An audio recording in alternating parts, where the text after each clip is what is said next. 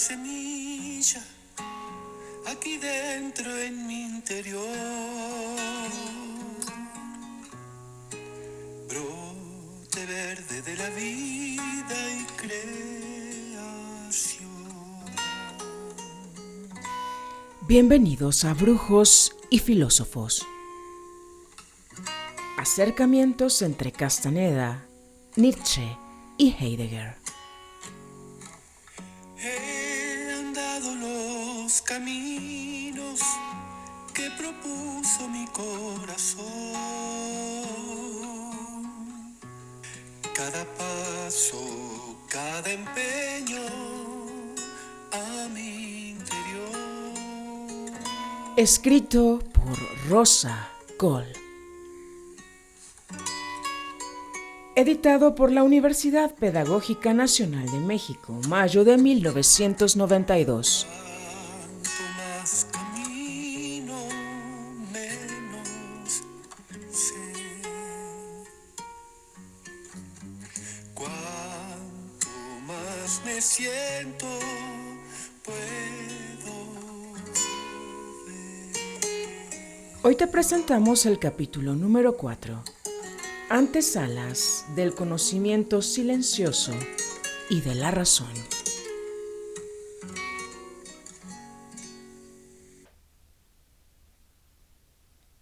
El conocimiento silencioso es una dimensión, tal como lo es la razón. Ambos están rodeados o precedidos, para decirlo con un término espacial y con una expresión de Don Juan, por dos antesalas.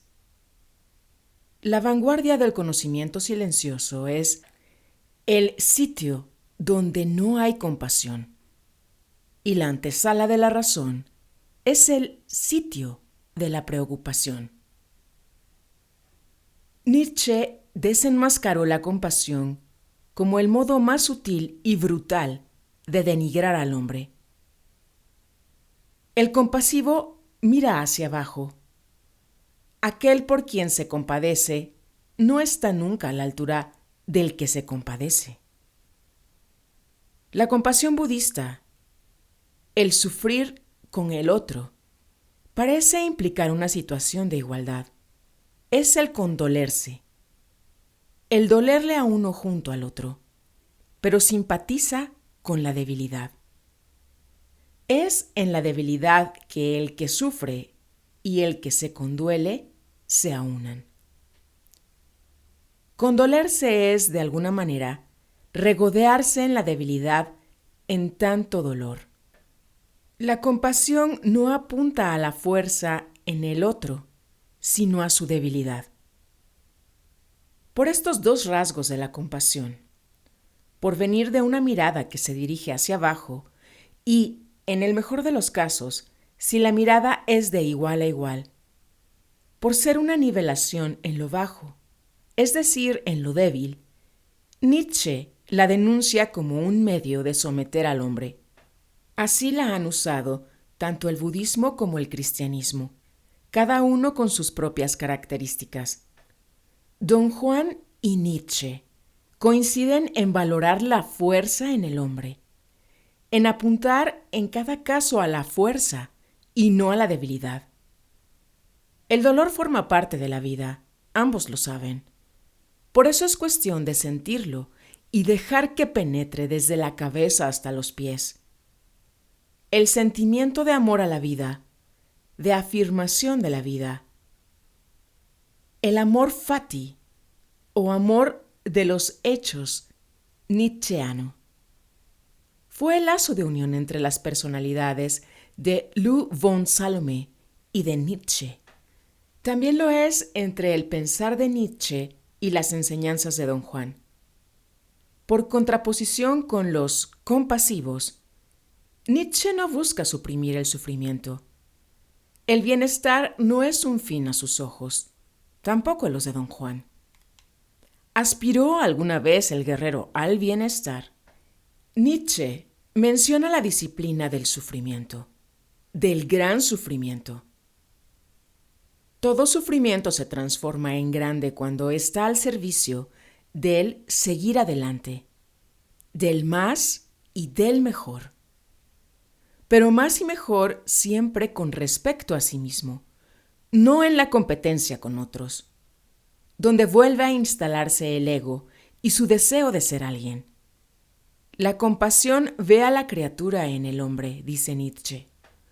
Para él es este el peor reblandecimiento, pues el hombre es a la vez creador y criatura, y en tanto creador necesita dureza, pues a la creación no le importa si produce placer o dolor.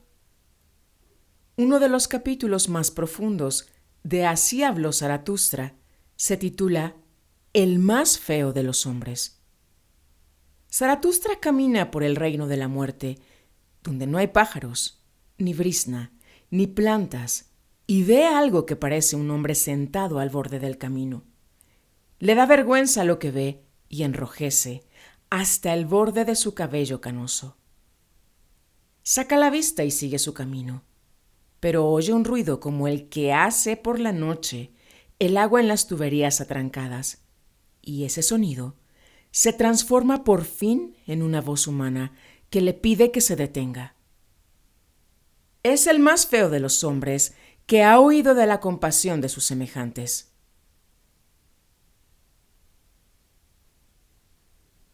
Tu vergüenza me ha honrado. Con dificultad logré escapar de la muchedumbre de los compasivos para encontrar al único que hoy enseña: la compasión es importuna. A ti, oh Zaratustra. Ya sea compasión de un Dios, ya sea compasión de los hombres, la compasión va contra el pudor. Y no querer ayudar puede ser más noble que aquella virtud que se apresura solícita. Mas entre todas las gentes pequeñas se da hoy el nombre de virtud a eso, a la compasión. Ellas no tienen respeto por la gran desgracia, por la gran fealdad, por el gran fracaso.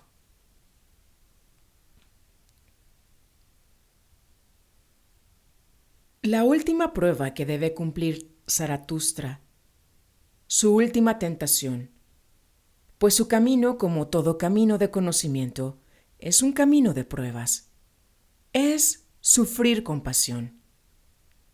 En la cuarta y última parte de la obra, oye un grito sordo, un grito de socorro de los hombres que lo llena de compasión. Debe sobreponerse a ella, y lo hace diciéndose a sí mismo que las necesidades de los hombres no han de importarle. En términos de Don Juan, Zaratustra debía acceder al sitio donde no hay compasión. Es decir, el destino de Zaratustra era llegar al conocimiento silencioso, cuya antesala es el sitio donde no hay compasión. Para el brujo y para Nietzsche, no tener compasión no es crueldad, sino cordura. La compasión solo es posible como fruto de la autocompasión. Esta es su condición de posibilidad.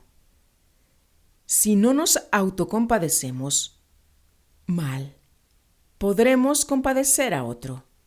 La caridad siempre empieza por casa. Don Juan es un desenmarascador de la compasión, como Nietzsche, y sin la música de su lenguaje, da un paso más allá, pues no solo determina la autocompasión como el fenómeno originario, sino que lo revolucionario de su posición radica en afirmar que la autocompasión es adquirida por el hombre y además adquirida con gran esfuerzo. Don Juan le explica a su practicante que desde el momento en que los guerreros son incapaces de sentir compasión por sí mismos, tampoco pueden sentir compasión por nadie. Pues sin la fuerza impulsora de la lástima por sí mismo, la compasión no tiene sentido. Hemos aprendido a tenernos lástima, y ese aprendizaje acompañó la constitución del yo. Don Juan descorre un velo fundamental con respecto al hombre cuando afirma perentoriamente que el verdadero enemigo y la fuente de la miseria del hombre es la compasión por sí mismo. Reconoce que sin un cierto grado de compasión por sí mismo, el hombre no podría existir, pero que una vez que esa compasión se afinca, desarrolla su propio impulso que la transforma en importancia personal. La importancia personal constituye un eje de las enseñanzas de Don Juan. Es el monstruo de 1000 cabezas con el cual el brujo se debe enfrentar. Nietzsche confirma el diagnóstico de Don Juan, que ve el vínculo entre compasión e importancia personal. También Nietzsche sostiene que detrás de la compasión asoma el orgullo. Cita: no es la compasión lo que hace falta. Es preciso que dejemos de lado este acceso de orgullo, aunque sobre él se haya instruido y ejercitado durante largo tiempo la humanidad. La Gaya Ciencia, aforismo 289. Fin de la cita. El diagnóstico de Don Juan es inequívoco. La autocompasión es la fuente de la miseria del hombre. Pero como brujo y nahual que es, no se queda en el diagnóstico. Señala el camino de la curación. Si el sentimiento de autocompasión fue adquirido, y adquirido con gran esfuerzo, otros sentimientos que equilibren la autocompasión también pueden adquirirse. Por ejemplo, Don Juan le muestra a su practicante que la autocompasión ha sido su consejera a lo largo de su vida, de la vida de Carlos, que la ha tenido permanentemente presente y que lo que en ese momento le parece natural, tener compasión por sí mismo, le ha costado un enorme esfuerzo, hasta llegar a convertirse en el testigo de todo lo que hacía. Le enseña entonces que un guerrero tiene a su muerte por testigo permanente y que la muerte es una consejera mucho más eficaz que la compasión por sí mismo. Pero aún así, no hay modo de librarse definitivamente de la autocompasión. Le advierte Don Juan a Carlos, pues cada vez que se presenta la ocasión, ella se reactiva y lo hace en función de la historia personal. Pues es esta la que nos hace creer que merecemos mejores circunstancias de vida. ¿Cómo me puede ocurrir esto a mí? Sin embargo, aunque la autocompasión esté siempre presente en el tablero personal, puede cambiar de posición, pasar de un primer a un segundo plano y, por otra parte, el cambio de posición de un elemento en el tablero obliga al cambio de los demás. Esto es lo que Don Juan denomina cambiar la fachada. La autocompasión, la idea de la muerte y de la responsabilidad por los propios actos están siempre presentes en el tablero personal. Mientras unas se hallan al frente, otras están al fondo. La transformación personal consiste en una diferente colocación de los elementos del tablero personal.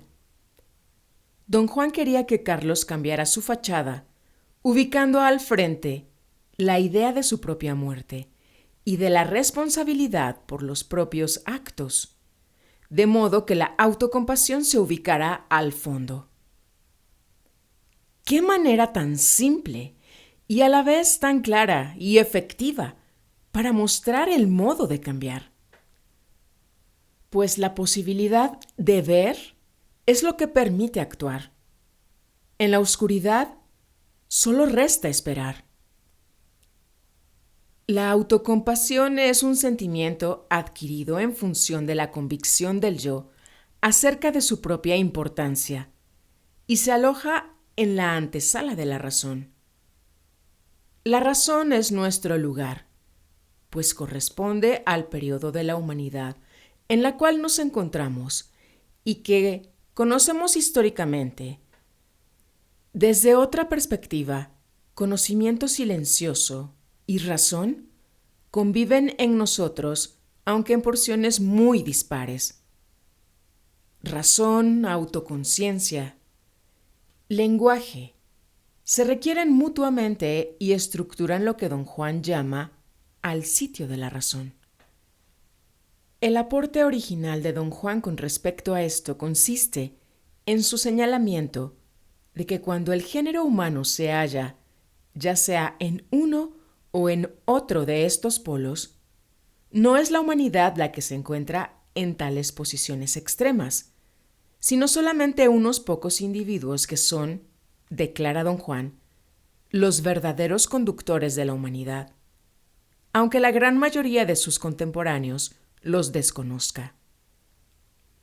Son aquellos cuyo punto de encaje está localizado con precisión en una de las dos posiciones determinadas, razón o conocimiento silencioso, y son, además, ellos los únicos que pueden ver con claridad la otra posición.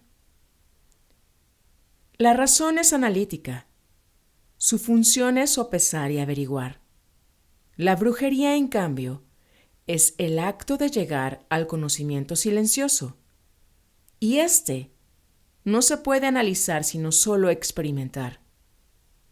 De modo que la brujería es una enclave del conocimiento silencioso, en el sitio de la razón. No es una reserva, porque la razón no le ha otorgado tierras ni seguridad alguna. Por el contrario, desconfía del conocimiento silencioso y lo desprecia. Hasta le teme, porque soporta poco lo desconocido. Y lo que no se puede conocer le resulta inaceptable. Su tarea es hacer que todo sea razonable. Para el brujo, por otra parte, lo sensato es hacer lo contrario de lo sensato. ¿Cómo no recordar el aforismo de la Gaya Ciencia que lleva por nombre el insensato? El insensato busca a Dios con una linterna en pleno día, porque es el único que ve la situación en la cual se encuentra el mundo. Ve la tierra a la deriva, pues ha soltado amarras de su sol. Ve que ya no hay arriba ni abajo, ni noche ni día. Ve que los hombres y aquellos necios que lo están observando y burlándose de él, y él mismo, han matado a Dios. Ve la tragedia del hombre, mientras aquellos que lo observan son incapaces de pensar, y a lo único que atinan es a burlarse de él. Nota al pie. Chesterton escribía al comienzo de su libro Ortodoxia que el misterio mantiene sano el espíritu. En tanto tengáis misterio, tendréis salud. Si destruís el misterio, caeréis en lo morboso. Quizá el loco lo sea por no haber perdido la razón, sino por haberla encontrado en demasía. Fin de la nota. Don Juan afirma que tenemos un sentido muy profundo de la magia, porque somos parte de lo misterioso. Martin Heidegger propone una apertura al misterio en su conocido discurso titulado Gelassenheit y traducido al español por Serenidad. Sin misterio el hombre enferma. Aislada de su entorno, el misterio, la razón deviene factor de locura. La racionalidad es solo un barniz, un baño de oro en nosotros. Le dice don Juan, quien valora la razón, a su practicante, y si rascamos esa superficie encontramos que debajo hay un brujo. Para don Juan la condición propiamente humana es la brujería. Para Nietzsche, El papel de la razón es ordenar el caos de las sensaciones, producir nuestro mundo. Don Juan diría que es encauzar la percepción dentro de una línea determinada.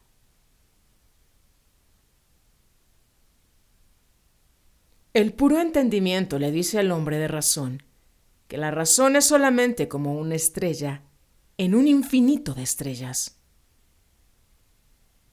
El conocimiento silencioso, página 270. Son pocos los que están en el polo de la razón. ¿Dónde estamos nosotros entonces? Don Juan no dudaría en contestar que la humanidad en general se halla en la antesala de la razón o sitio de la preocupación. La razón deduce, concluye, analiza, infiere, teje y desteje.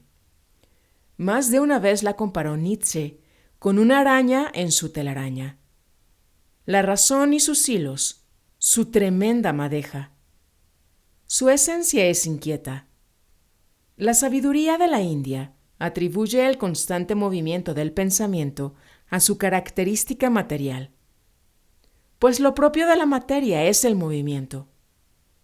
Si la razón orienta su trajinar hacia sus propios fines, tenemos al hombre de razón. Si en lugar de ello se absorbe en sí misma, tenemos la gran masa de la humanidad ensimismada en su autocuestionamiento. Don Juan denomina ese ensimismamiento absorción en sí misma y señala que el hombre moderno tiene una excesiva preocupación con su yo individual. El ronroneo en torno al yo es la absorción en sí misma. Todas las enseñanzas de Don Juan conducen al tema del yo y de la importancia personal. Pues yo, en boca de Don Juan, significa importancia personal. El hombre está permanentemente preocupado consigo mismo, porque su imagen de sí es para él lo más importante.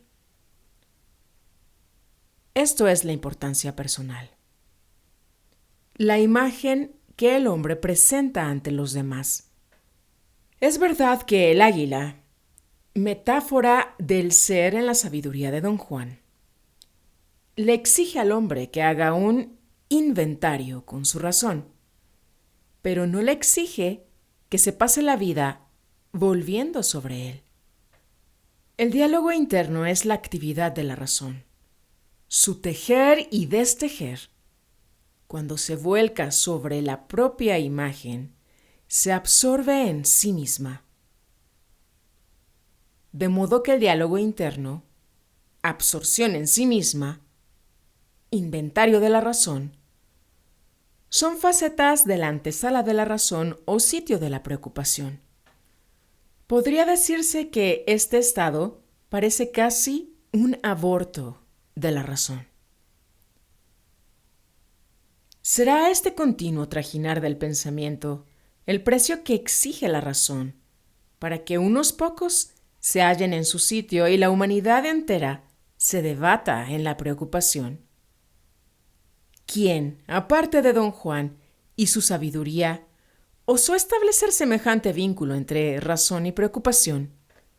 ¿Por qué habría de estar ligado algo tan excelso como la razón con ese gusanillo roedor que es el remordimiento? Remordimiento puede ser otro nombre para el diálogo interno o la absorción en sí misma.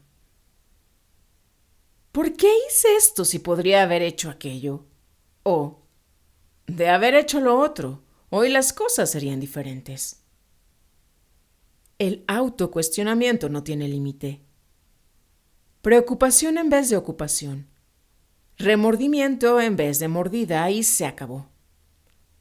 Tierra fértil para el análisis de la psique. Esta del inventario de la razón. El sitio de la preocupación es nuestro sitio. Hoy la preocupación ha sido nuestro destino. poder vislumbrar su conexión con la razón es significativo para nosotros. Estamos tan acostumbrados a la preocupación que nos resulta inconcebible otro estado. Ni siquiera deseamos una vida sin preocupaciones. Al final, casi todas giran en torno al yo. Una vida sin yo nos parece una no vida. Necesariamente tenía que surgir un Freud para aliviar el sitio de la preocupación a través de la preocupación misma, aunque ya el alma romántica y sobre todo Nietzsche habían descorrido algún velo con respecto al inconsciente. Pero no nos dejemos encandilar. Don Juan advierte que tan malo como estar atrapado en las redes de la razón es estarlo en las oscuridades del conocimiento silencioso. Don Juan enjuicia la razón en su afán de hegemonía absoluta, ya que implica la desaparición casi total del conocimiento silencioso. Es lapidario con respecto al hombre que habita en el sitio de la preocupación. El hombre moderno es un egocéntrico homicida, un ser totalmente atrapado en su propia imagen. El conocimiento silencioso, página 190.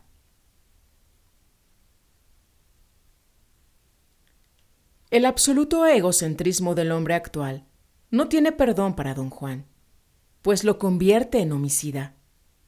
Esto ocurre porque el egocentrismo se recicla y se fortalece en la medida en que el resabio de conocimiento silencioso que todavía queda en el hombre lo torna cínico y violentamente autodestructivo, pues se desespera porque vislumbra su antigua conexión con el todo. Siente que sin ella no tiene esperanza de paz y, a la vez, insiste en su preocupación por su yo. Esta lucha interior del hombre ha sido tratada y descrita infinitas veces por la poesía, la tragedia, la novela, la medicina. Sin embargo, el modo en que la expresa don Juan tiene algo original y directo. Sentimos que está hablando de nosotros, hoy, por eso nos golpea. Don Juan asimila el alejamiento del conocimiento silencioso con lo que él llama el mito del pecado original en el cristianismo.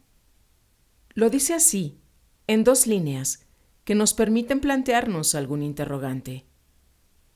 Este es un mito acerca de la adquisición de conocimiento a través de los frutos del árbol de la ciencia del bien y del mal. De acuerdo con el Génesis, fue el orgullo el que originó tal deseo de conocimiento, y su castigo fue el distanciamiento. Don Juan diría que del conocimiento silencioso. Si trasladamos este mito a la sabiduría de don Juan, podemos decir que el castigo por aspirar a la razón fue el sitio de la preocupación. En el Edén, la mujer y el varón estaban ocupados. En términos de don Juan, hacían muy bien lo que hacían. Cuando se preguntaron acerca del cómo, comenzó la preocupación. Las enseñanzas de don Juan nos permiten, de alguna manera, experimentar que este hecho, la pérdida del paraíso o del conocimiento silencioso, no ocurrió solamente aquella vez, sino que tiene presencia en la medida en que todavía resta en nosotros un fragmento de aquel conocimiento silencioso. Esa presencia y la incapacidad de recobrar aquella dimensión por la insistencia en su yo personal y su preocupación en torno a él, hacen del hombre el egocéntrico homicida que don Juan ve. La noción de caída es un hilo conductor en la analítica de Dasein, ser ahí o modo de ser que se da en el hombre, de la obra Ser y Tiempo de Heidegger. La caída es constitutiva del Dasein, o ser del hombre. Nota al pie. Cuando Heidegger se refiere a existencia, quiere significar el modo de ser del hombre. Las cosas y los animales no existen. Su modo de ser es diferente. Solo el hombre existe, fundamentalmente porque a este modo de ser le va su ser. Es decir, sabe que su ser está en juego, porque sabe que va a morir. Que el ser esté en juego quiere decir que el existente, el hombre, puede existir propia o impropiamente. Más aún, siempre existe de ambos modos a la vez, pero puede hacer pesar la propiedad o la impropiedad. Esto último ocurre cuando se deja llevar por la corriente cotidiana del se dice, se hace, del uno anónimo. Desde aquí se puede rescatar cada vez hacia su propiedad. Fin de la nota. En el ámbito de la cotidianidad, y atañe a lo que Heidegger denomina modo impropio de la existencia. La noción de caída en la analítica de la existencia no se puede asimilar a lo que se entiende por caída en el dominio de la religión. Esta, desde la perspectiva heideggeriana, atañe a los entes. Nota al pie. Todo lo que es ente. Tortuga, Dios, hombre o idea matemática. Ser es lo que permite que los entes sean, y el término que atañe al ser es ontológico, por contraposición a óntico, que atañe al ente. Fin de la nota. Mientras los rasgos constitutivos de la caída descritos en la analítica del ser del hombre son ontológicos, atañen precisamente al modo de ser que se da en el hombre, no a una dimensión óntica como lo es la religión, la ciencia o la historia. Desde la perspectiva heideggeriana, el alejamiento del conocimiento silencioso que don Juan asimila al mito cristiano del pecado original pertenece al dominio óntico y puede darse fácticamente en la historia, porque la caída, tal como la describe Heidegger en Ser y Tiempo, es constitutiva del modo de ser que se da en el hombre. Esta es la condición de posibilidad de una caída religiosa, óntica.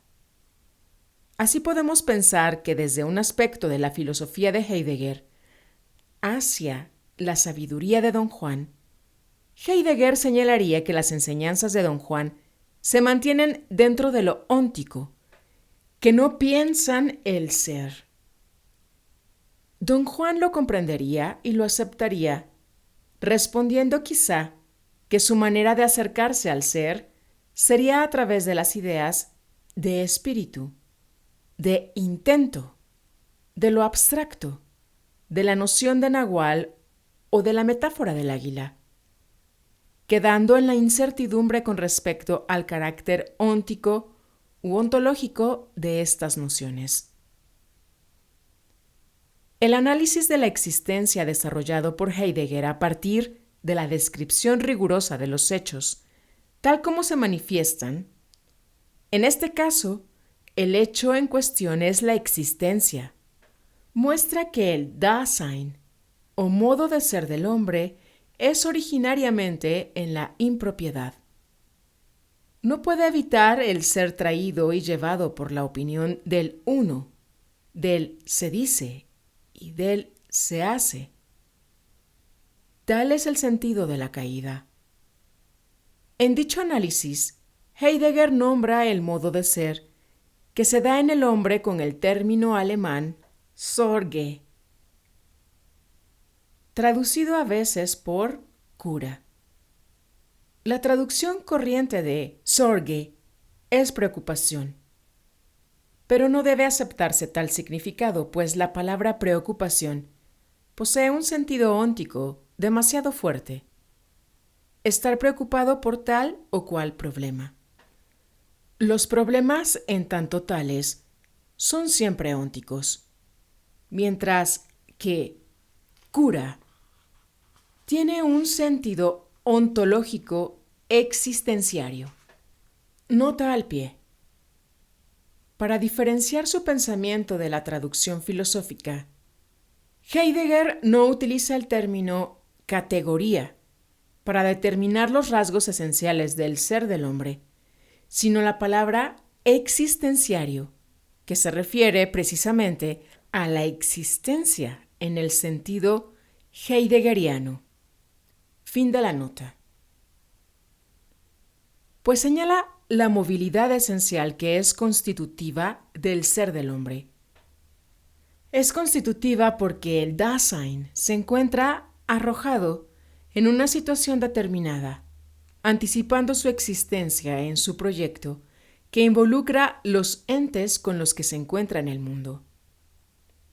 Estos tres rasgos, o existenciarios, el encontrarse en una situación determinada, el estar siempre proyectándose desde esa situación y el tener que habérselas con los demás entes, forman la cura o unidad estructural trascendente y finita del Dasein, como la define Heidegger.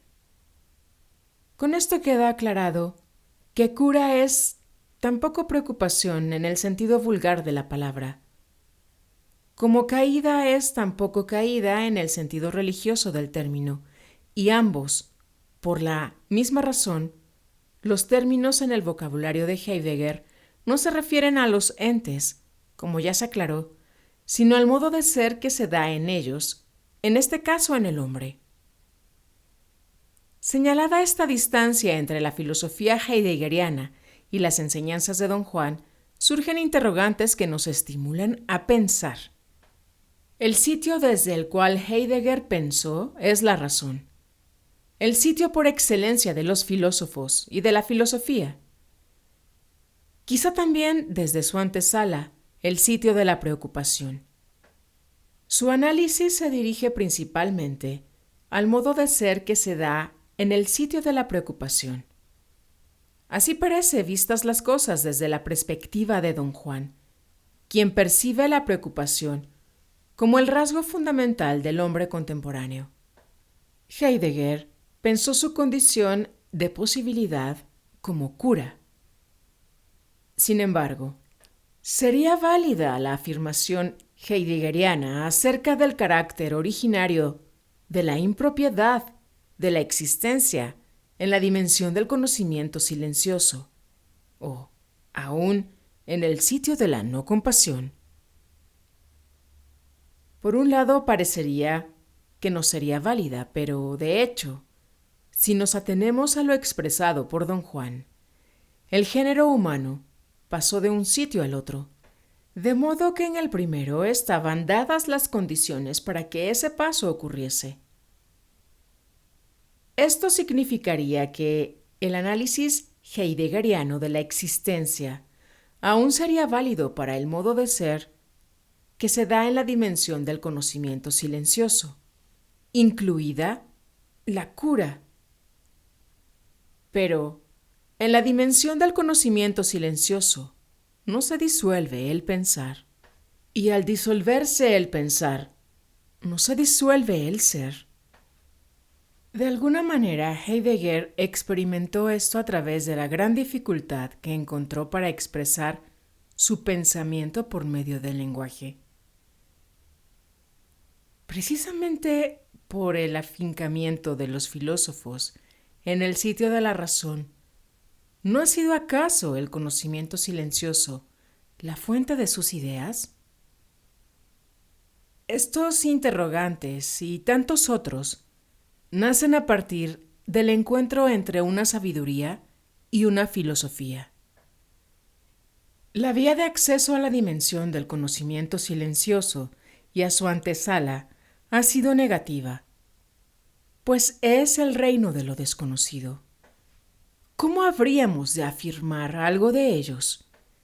Para mostrar la fuerza del sitio de la no compasión, nos referimos al poder destructivo de la compasión. En cambio, es mucho lo que podemos decir acerca de la preocupación, pues es nuestra conocida. Podemos señalar, por ejemplo, que la trama filosófica del sitio de la preocupación y aún el de la razón es la duda. La duda acompañó a la filosofía desde su comienzo. Parece estar en los orígenes del filosofar como requisito del desarrollo del pensamiento discursivo o lógico. Es el motor de la reflexión, pues, si no pongo en duda una afirmación, no pongo en marcha el movimiento de la reflexión. Por eso pudo Descartes elevarla al rango de método. La razón tiene la potencia necesaria para encauzarla donde se la aloca, porque la razón es más débil. Es el sitio de la preocupación. Allí pierde sus límites. Su progresión es geométrica y su multiplicación cancerígena. Su virtud se hace maligna.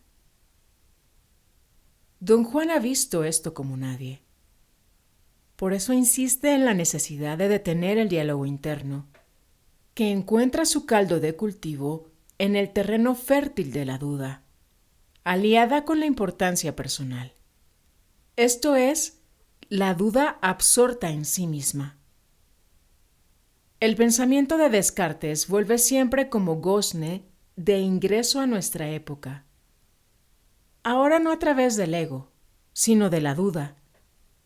No se ha señalado lo suficiente la importancia de la duda metódica cartesiana en la trama de nuestro mundo. El que posibilita este planteamiento es Don Juan, al mostrar la preocupación como rasgo predominante de nuestro mundo. Era necesaria su aparición para hacernos ver nuestra absorción en nosotros mismos. Ningún posmoderno hubiera podido percibir esto, precisamente por ser posmoderno, es decir, residente del sitio de la preocupación.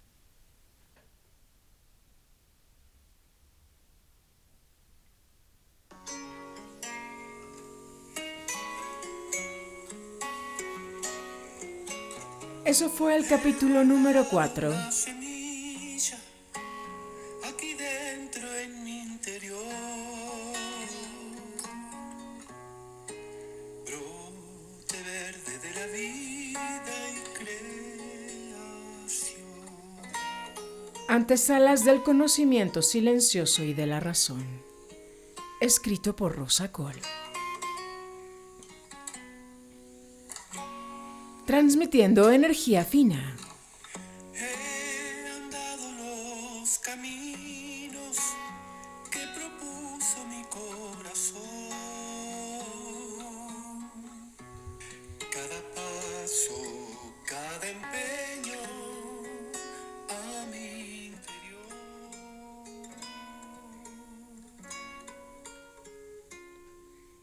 Celebrando la vida un 28 de junio del año 2026. Cuanto más camino, menos sé. Cuanto más me siento, puedo